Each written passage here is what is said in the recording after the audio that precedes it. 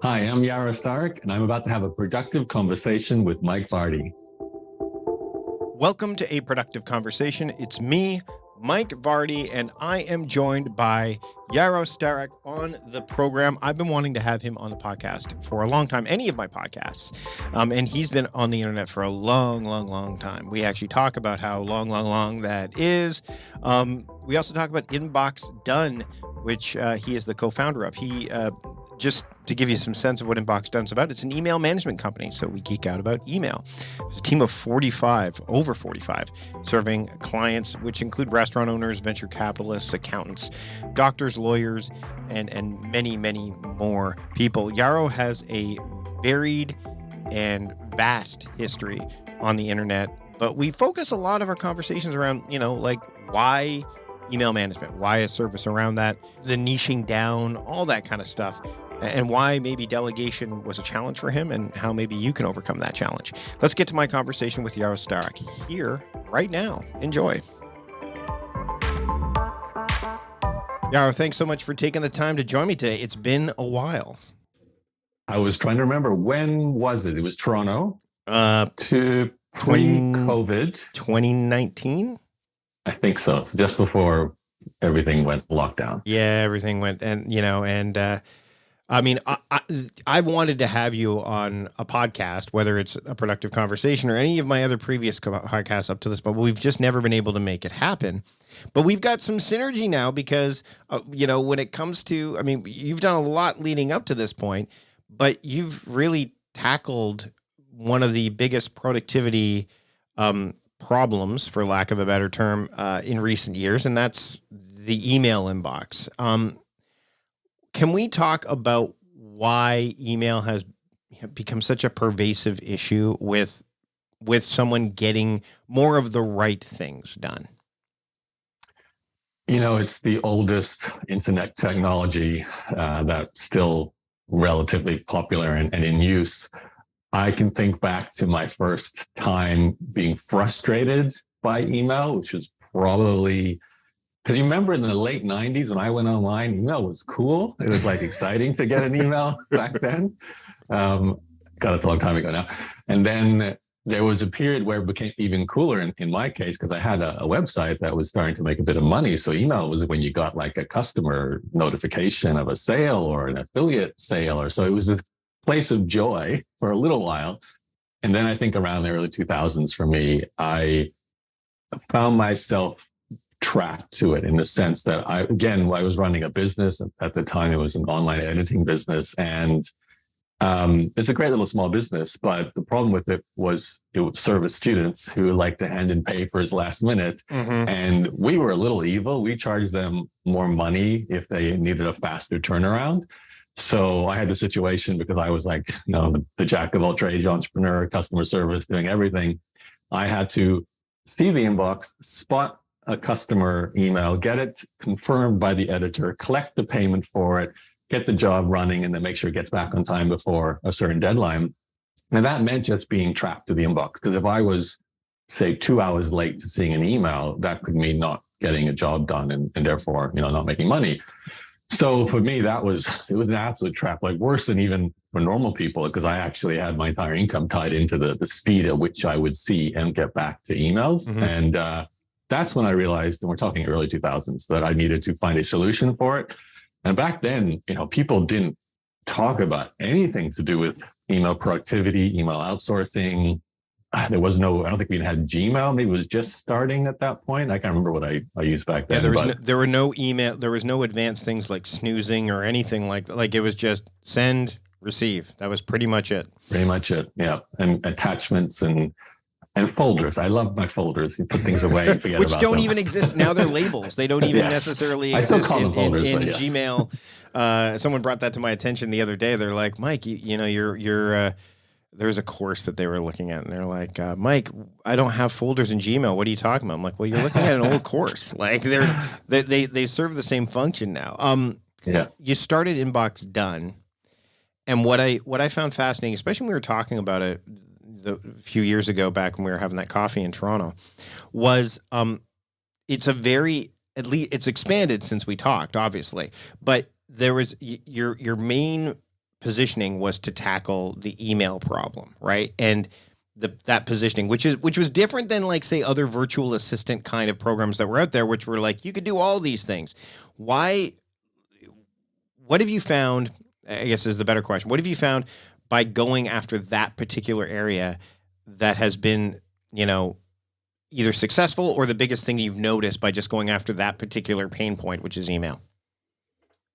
It's probably one of the only times I've practiced what I preach as a person who used to teach business, where it's like niche down, be a specialist, focus on something so you stand out from the crowd. And I was like, okay, I got to really follow in my own footsteps here and really preach and practice that. So to be fair, the idea for the business was always there. It was always email. It was never a general virtual assistant service.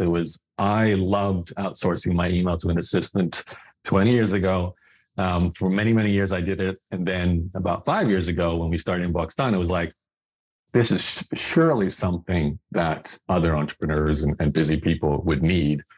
So I never thought about it as I didn't even think about it as a VA service. It's weird. It is a virtual assistant service ultimately, but I always saw it as this kind of niche boutique specialty thing that we have people who are especially trained to do this one thing well with the system.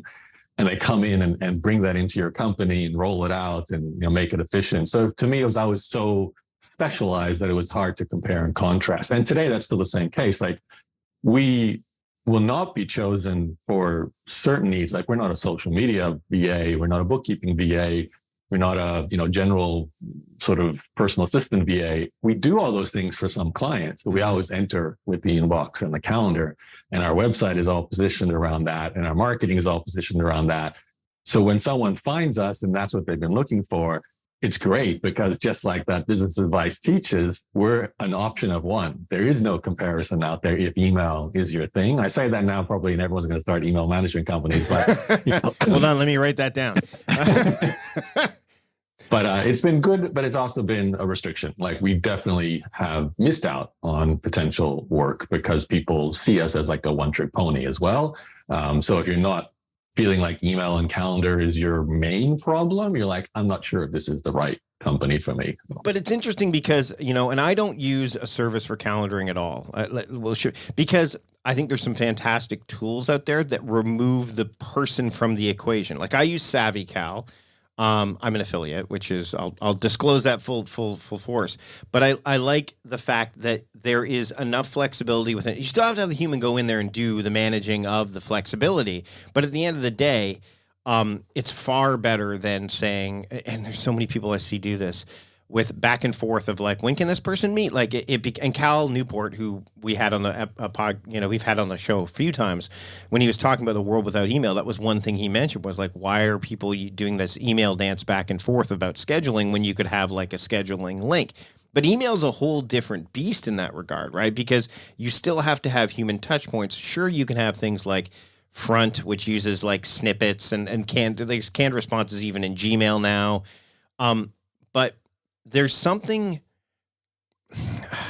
personal maybe, or something a little bit more nuanced with email than with any of the other stuff. Maybe social media has the same, but I see people ghostwriting social media all the time now too, right? So for someone who knows they're having over email or inbox overwhelm, how do you allay their fears of like, yeah, but it's gonna lose my personal touch, or how do I know? Like, because there's a lot of fear, I think, wrapped up in that, more so than say with calendar or social media or any of those things.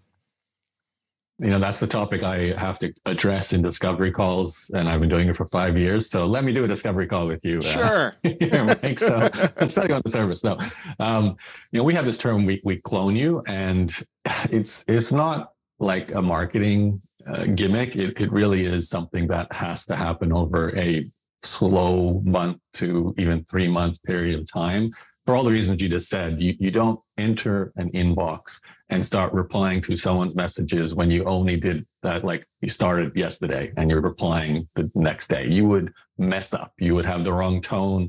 You would give the wrong answers. You wouldn't even know the answers to give. So we have a handover process, which is our cloning process, basically. So we go in, we provide 2 assistants to every client. And there's a big couple of weeks of research and study and looking at your sent folder and how do you send your emails? What is your writing style? What is your tone? Who are the most common people you reply to? We do like a triage. So which are the absolutely critical emails versus the important versus the don't need a reply versus maybe need to be seen but not replied to. There's all kinds of, triage elements we put into place there. Plus the usual things like you talked about before, folders, filters, redirects, reminders, all that gets set up. But really, a lot of this is a familiarization process with what you're doing in a person's company as the email manager, and also a relationship building process and a communication building process, because you have to learn how the client wants to be informed. How are they involved? Are they still going to deal with 5% of email that they have to be involved with because it's unique knowledge to them or unique relationships to them, or they just feel more comfortable, like they want to be the one writing back to their husband or their wife. They don't want the assistant to do that for, certain reasons. So there's all these nuances, and it takes time to build the systems, pick those things up. But the beautiful thing about it, and I went through this myself, I'm the first client.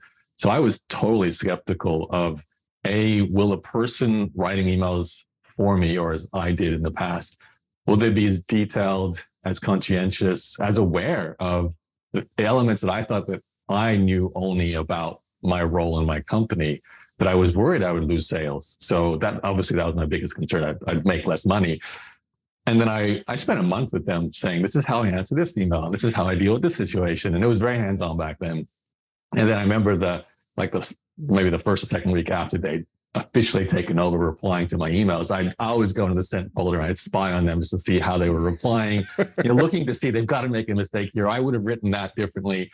And for sure, the first few weeks, they're brand new at this. They're not going to be perfect. So they might need to be informed. Actually, next time you probably should say this, or don't forget to mention that. Mm-hmm. But then, you hit month 2, month 3, you start going in the sent folder and you realize this person's written 3 paragraphs to an email reply, where in the past I would have written 2 sentences because I was either too busy or just over answering the same question again and again and again, or, there's something else I care about more, so I just want to get this one off my plate. Where this email person is their job. They know that they're just to do that role. They have templates, they have a process in place. So they can be more thorough, more detailed, certainly way more patient than I ever was. I started to become one of those impatient, entrepreneurs. Like, why do you keep asking me the same question? So it does work, but it's a time, and you have to be committed as the person who's outsourcing it too. You have to be there to answer a few key questions when needed. You have to be willing to go through the sense of, it's a weird feeling, like someone else is replying to the main thing I used to do in my life. Yeah. For a lot of people, email is it. It's like every morning I wake up and I do 2 hours, or I govern my day. My email is my to-do list. So I do things based on what's in that inbox. So when you hand that over, you're suddenly like, hey, you're free, and you got to figure out what's my timetable now. But B, you're like, what if how are they replying? Are they making mistakes? So there's definitely a transition period for the owner of the email. Is it an absolute handover too? Like, so I think that's another thing people would like. Does that mean I never have to check email again? Does that mean that I never did you you find that, and I've got another follow-up question after this, but the idea of like, is it all or nothing, or is there nuance? Like, how does that work? Or is it on a client by client basis? Because I know that there's probably some emails that come back that you maybe need to personally address in some way, shape, or form. Maybe not like reply, but there's tasks oriented with it and things like that. So how does that work? And again, is it like an absolute handover, or is there some kind of nuance within it? Like you said, it's client by client. So we take over processes too. So if an email comes in, like you said, and there's a task involved, maybe send a quote, update a CRM, tell your accountant, send an onboarding process. We usually, in most cases, take over that too, because we want to try and close the loop for the person. So the email comes in, even if it involves other people in the company, we want to be the person working with those people, not the person we're trying to free. So our goal is to get you out of there. But we've had people, and you can imagine, like, take a lawyer. There's certain things our assistants will never be able to answer because they're not lawyers. Mm-hmm. Same with accountants. We have venture capitalists. But then we have like a bakery. And the bakery is probably easier to get 100% out because most of the questions coming in for a bakery can be templated, can be learned. It won't be, maybe there's a secret recipe that we can't, know about. But besides that, pretty much everything we can adopt. So it's case by case. But we had, and I'm probably this too, we had a client who said, I never want to go into the inbox again. But there's still an email or two or three or four a month that will come in, and we've never seen it before, and we don't know how to reply, or it says it's from a person who talks about this relationship they've had together in the past, and we don't know if they're telling the truth. Is it a spam email versus is this actually their cousin from another mother, really for real? Mm-hmm. So in that case, we often will just drop a Slack message or a WhatsApp message or a text message, whatever your choices for how to communicate with your assistants, and we'll just ask. And then that way you don't have to go into the inbox. We get the answer. We can copy paste, drop it in, or write something custom based on how you've given us the information. So it's doable. Like the short answer is we have some clients who never go into their inbox. They will get asked questions in other means for clarification, but they don't ever go in anymore. Me personally, I still love going in because I like seeing the sale notifications and feeling like, okay, how is the sales process going? I'm still the marketing guy. The right kind of dopamine hit as opposed to the wrong exactly. kind of dopamine. Well, you know what's great about it? Emails come in and there's a process behind a lot of emails that will need to be triggered, a certain reply or something, but it's no longer my job. It's never been my job from the beginning for this company. So it's nice to know that I can check the email, feel like I still have a sense of the pulse of the business, but none of those emails are my responsibility to reply to nurture over time. Like to me, that was one of the biggest things I dropped the ball on. I would reply once and then I just never reply again. And for a lot of potential sales, you have to reply once and then 2 days later and then next week and the week after. There's a nurturing follow-up process. And my team, we have 2 assistants in our marketing department whose entire job is basically every email that comes in that's marketing related, they're following up, they're making sure that people are getting on discovery calls, any kind of information that's needed, like a reference check might be asked for, we send back references. So all these things like that. But I see it happening, but it's not my job. So it's completely disconnected. I don't have the stress of that's my responsibility. And that's not hard to get to. You bring on, 1 or 2 assistants in our case that sit in there and they do your inbox. You can still open your phone and check your email, but you can see 10 emails in there and no, none of these are for me to deal with. And I really like that. So have you always been good at delegating? And I'd like to hear the story about if that's the case, and if not, when the switch was flipped for you. Because a lot of people that are listening to this right now, maybe you're one of them, you listener out there that's like, hey, I don't know about delegating, man. That's money that I don't have, or I feel like I'm afraid to let it go.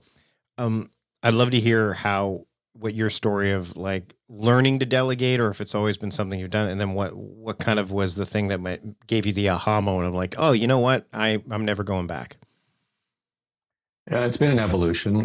Like you mentioned, I definitely had a budgetary constraint in my early days. In fact, that editing company I mentioned earlier in the interview, that was not a massively profitable business. So making the decision to essentially pay, I think it was probably not a lot, it was maybe $10,000 a year to hand over email at the time, maybe a bit more than that. I can't remember exactly what it was. It was 20 years ago, so hourly rates were a little less. And anyway, so that choice was still my profit, essentially money that would go into my pocket would now go into my assistant's pocket instead. So I was making a personal financial decision to do that. And much like this podcast, I'd heard people talk about the benefits of outsourcing, not email, but certainly other things. Sure. I heard, someone else should build your website.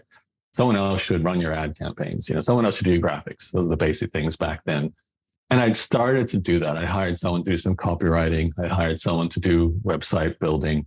But it was all one-off kind of jobs. You pay and then you stop. But this one is the first time I'm hiring a consistent person who will bill me every month for this service. But in theory, it's going to free up all these hours. For me, it was super important. I wanted to travel. I could not be trapped to my email, looking at, a beautiful Thailand beach, knowing that I have to be writing emails instead of actually, being in the countries I might be visiting. So I knew I had to do it, but it was a massive leap at that point financially. That was the first hurdle. So I did it. thankfully, I saw the benefits of using the time to then grow the business and therefore make more money. So, it does pay off, but there is a transition period where you go through that kind of change.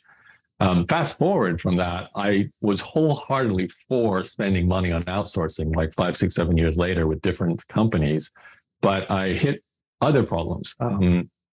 It was more a case of right person in the right role. And I was just a terrible hirer. I still, the reason I have a co-founder in Inbox Done, she is our team builder. She built the processes, our hiring and training machine. I would not be able to do that. I bring marketing and clients. She brings amazing services, finds amazing people.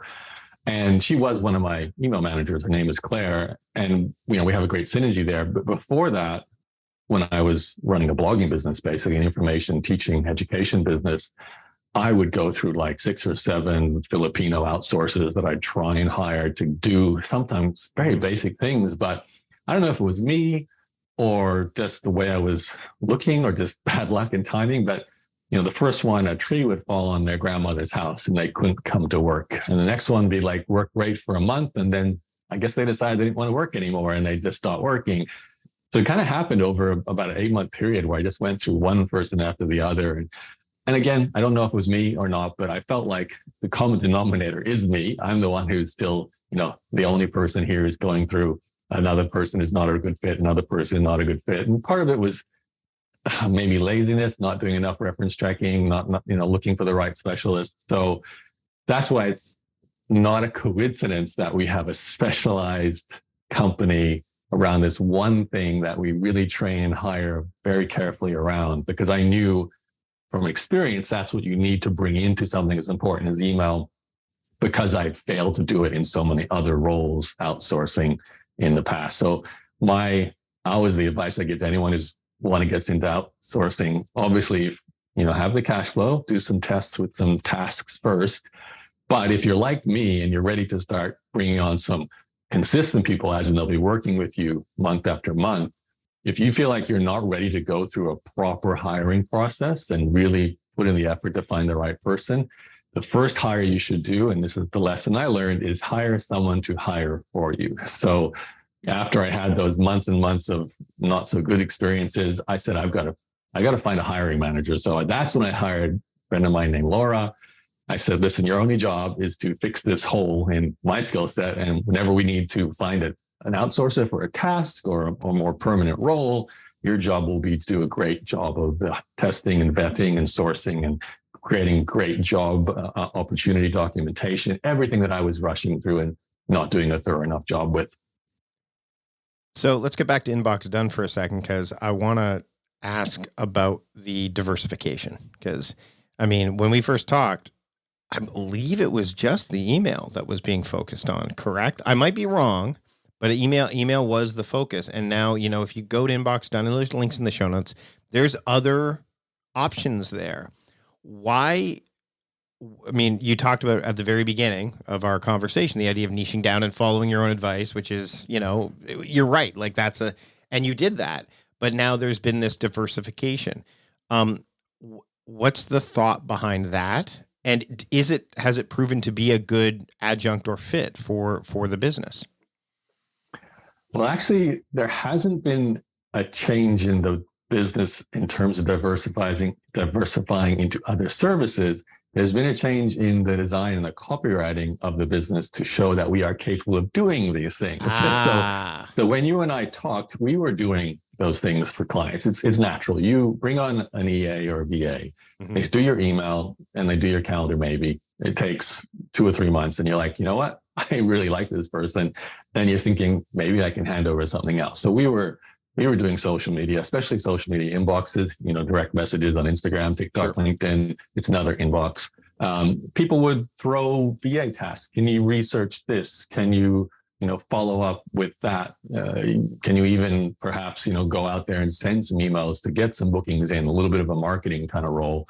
It would extend sometimes even beyond that. We'd have to pull back, like someone would want us to do phone calls and we go, I don't think we're going to be a phone call service. There's other dedicated companies for that. So we'd say no to that. But because we are capable and did do all these things, we found ourselves in a situation where the website needs to, and I'm totally responsible for this. You're asking the right person with this question because it's all about marketing and positioning, right? And hitting the right benefits and features and creating awareness for what your strength and your core skill and your niche is, but also making sure you're not losing someone because they think you don't do something that you could do. Because a lot of our clients will say, email is my number one thing, but it'd be great if you could do this too, or even the other way around. They come to us, I'm ready to sign up for email. And then they go, oh, you can do that, that, and that. I am definitely sold now. I'm 100% in. So that's what we had to do. So we went through a web copy and website design change. I think it was early this year. Might have been early this year. God, it feels like a short year. Early 2022. Yeah. Yeah, I guess so. Feels like it's longer than, like, anyway. Everything feels longer than that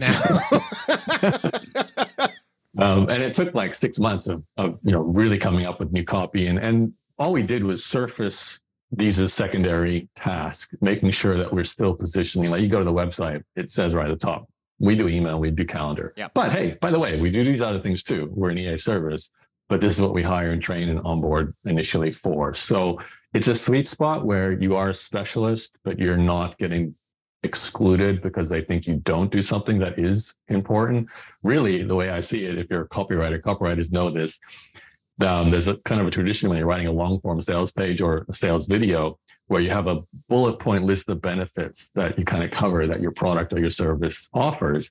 And there's like a rule where you should try and put every single thing you can think of, because there'll be one thing in that list for a certain person that will be the, aha, I really would like that. And it'll bring them across the line. It's not like why they first found you or their initial need, but that little extra, oh, I can get chocolate sprinkles with my sundae. I'm buying this sundae, so it is important to feature that.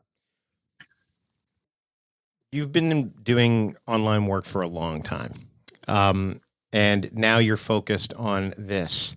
I don't want to dive too far into the past because we're nearing the end of our time together, but how has that evolution been for you? Because I remember when I first discovered you. Number one, it's always great when I find a fellow like Canadian, like someone who lives in Canada that I'm like, oh, there's someone on the internet that's from Canada. And eventually I think every Canadian that does something on the internet knows every other Canadian on the internet, where we definitely propagate that myth of, hey, do you know Joe from Canada? Actually, yes, I do. So what has that evolution been like for you? Because it's been a long journey. Yeah, it has. Only because I'm older, and I don't know. I think we're similar ages, Mike. I don't know. I'm 48, so okay, we're only 5 years apart, so it's not that different. Nope. So I know, were you internet enabled in your teens and 20s as well, or maybe a little later? No, not till later. Like the 20s, when I moved out, when I moved to Victoria, I had a dial-up router in my little cabin while we opened the Costco by Langford, and I could have a shower while I waited for the internet to get in. That's how bad the signal was here, where I was. But when I started doing the productivity kind of stuff, when it was the parody stuff, that would have been 2003. Probably. Yeah. Okay. 2000, I was still working for Costco then. So it was 2003, 2004, in and around there, probably. So yeah, it would, we're talking 20 years almost now. Just what I do now has only been for about 15 years, but still it's been a while. It is. And it's a lot of years in internet years. So, and I'm only slightly earlier than that. I was late 90s starting to do this as an 18-year-old. So the main thing, I think, well, there's two things. There's the evolution of the technology, and there's the evolution as a human being. So I've seen patterns. You go from, oh, the internet is new. Oh, forums and bulletin boards and websites are the thing. And then, oh, this Google search engine comes. So now there's more readily available information, and you can start to rank well and get all this free traffic. And then copywriting becomes important. And then, blogging hits. And then shortly after blogging hits, there's YouTube. And then there's MySpace and Facebook. And then there's Instagram and Twitter. And then there's TikTok. And, it's waves of new tools. And obviously and Discord comes around. You're like, wait a minute, that's like a BBS, but it's not. No, everything old is new again, and everything new is old again. Yeah. Right? It is amazing how often you go, but isn't ICQ is great. Isn't that the same thing as what Skype was, and then Skype is the same thing as what Zoom is. I'm like, why do we need a new version? Anyway, you see that and you see the patterns, and you kind of, it's in some ways it's kind of sad for me, because I used to get so excited about a new technology and think, okay, I can jump on this and I can be early adopter and I can ride the wave and I can build a business around it. Now I know it's just going to keep happening. There's always something like that. So it's good and bad. But yeah, on an individual level, you obviously change too. Like I had a lot more, I guess, sense of insecurity around, will I ever make a full-time income from a business? How financially independent can I get? Will I actually enjoy doing tasks in the company that I do? So there's a lot of jumps to go through with that, from starting a business purely for money to then figuring out the sort of Venn diagram of great money and great enjoyment. And then I wanted great freedom as another circle in that Venn diagram. And so there was 7 to 8 years of really kind of playing around and lots of frustrations and feeling of confusion and loss. And it was so early, like there weren't, like, YouTube is such a good thing today because you can just see everyone posting, this is how I run my business. This is how I make money. This is how I make sales. There's so many people like you when you're an entrepreneur. Back then, I knew 2 entrepreneurs in my hometown. I was born in Australia, in Brisbane, and you know, they were doing different businesses than me. We could talk a little bit about it, but to be an entrepreneur back then was to be, you know, owning a restaurant or to be Richard Branson on the other scale. Yeah. You know, so yeah. You couldn't build a bit like what we do now. You know, you couldn't build a business necessarily that you knew could be sustained. It was a huge risk. Now there's a greater likelihood. Yeah. Mm-hmm. Yeah. It's definitely easy. You don't feel as alone, even though you still feel alone from the distance, but you see examples. So there's more people to follow and emulate and feel the confidence from. So, and then to really bring it to more recent years, my goal was always to have a business, well, to experience different sides of business, from a very personal brand, egocentric kind of business when you're an influencer marketer. Like I was a blogger, I was a podcaster, I'm a podcaster. So you know what it's like. You're the name, you're the voice, you're the face. So part of this is tied to your identity, versus saying, box done. It's an independent company with, you know, a team of 50. They are running the company without me. If I disappeared, it doesn't disappear. You know, I wanted to have both kinds of businesses. I'm working on a software platform now. I've always wanted to do something in software, so I'd love to see that work. And then just having the potential to do little things like maybe angel investing. Obviously, travel is a huge thing, which I was able to do from the start. Still love doing. So a lot of boxes to tick. And it takes a while, because it takes a while to make enough money to do things. It takes a while to build systems, to hire people. You know, to build a machine that runs without you. None of this is quick. To gain the mindset and the awareness, there's a lot of steps there. Yeah, that's you know, as you're talking about this, I've been thinking about this too. Tim Ferriss had and I like, Tim can be hit and miss sometimes with his conversations, but I generally like his interviews. And he had one with Bill Burr on the Fearless YouTube channel. I think you can listen to it on his podcast as well. And one of the things he did was he showed Bill Burr in his early era of stand-up versus now.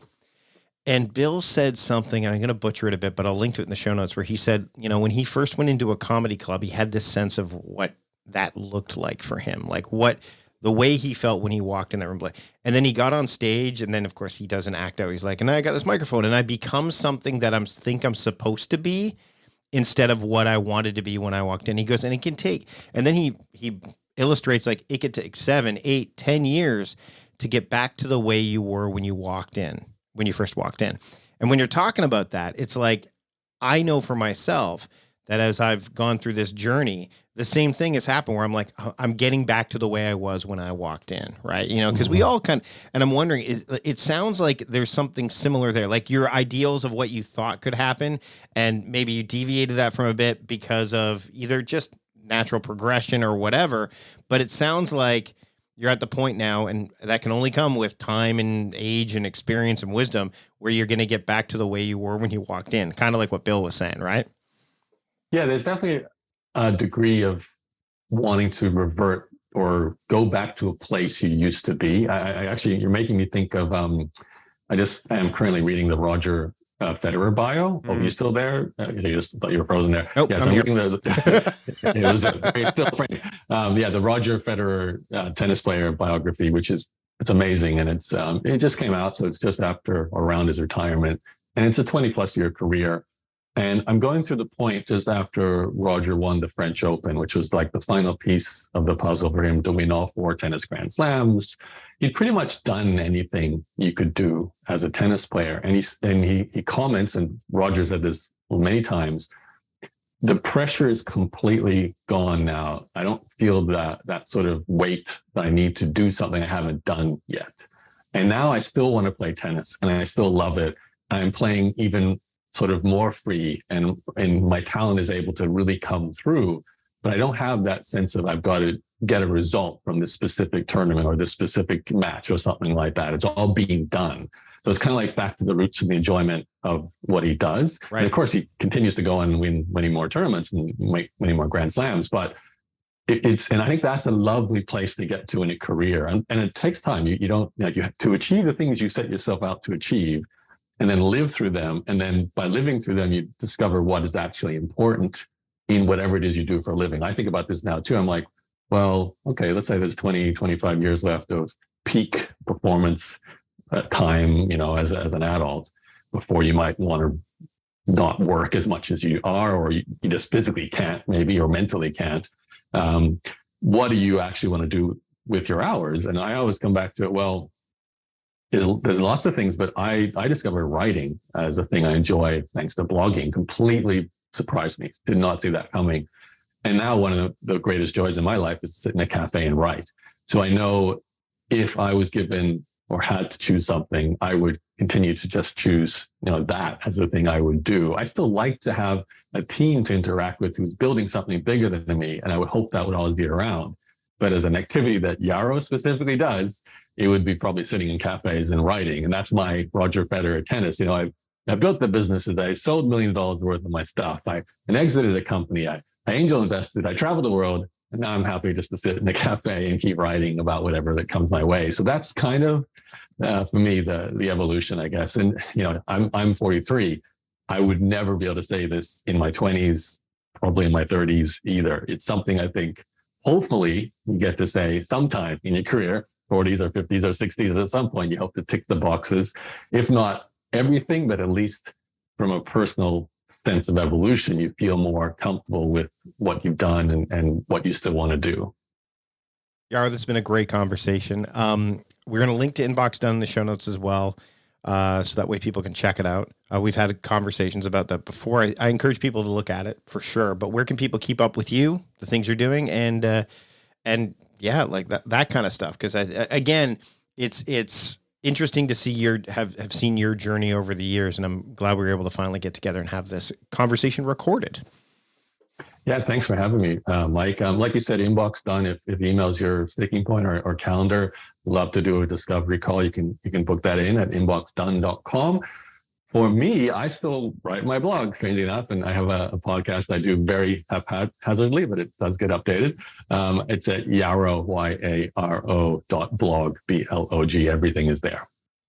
Thanks for having a productive conversation with me today, Yaro. Thanks, Mike. Thanks to Yaro for joining me on the program. Again, inboxdone.com is a great place to get started, but he also shared his own personal link in his outro, which is not the outro I'm doing right now, his own outro. You can get all the links and everything that we talked about at productivities.com/podcast462. You can do that right now after you subscribe to the podcast. If you're not already subscribed, just hit the subscribe button wherever you're listening to this right now, Apple Podcasts, Spotify, wherever. Hit the subscribe button. That way you don't miss a single episode of what's to come and can easily search through the archives. The other thing that you can easily do to support the show is to check out our sponsors page, which will include some of the sponsors you heard today. Just go to productivities.com/podcast sponsors to make that happen. I'm about to make the end of this episode happen. Thanks for joining me. I'm Mike Vardy, the host of A Productive Conversation, reminding you to stop doing productive and start being productive. See you later.